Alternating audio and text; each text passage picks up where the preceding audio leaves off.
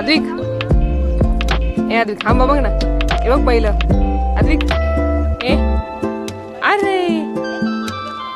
अय अद्विक हे बघ ना आपल्याकडे बैल आहे हे बघ बैल आले आपल्याकडे बघायचं ना कुठे बैल दाखव तुम्हाला ए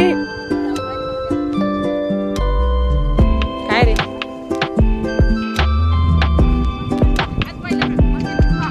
अरे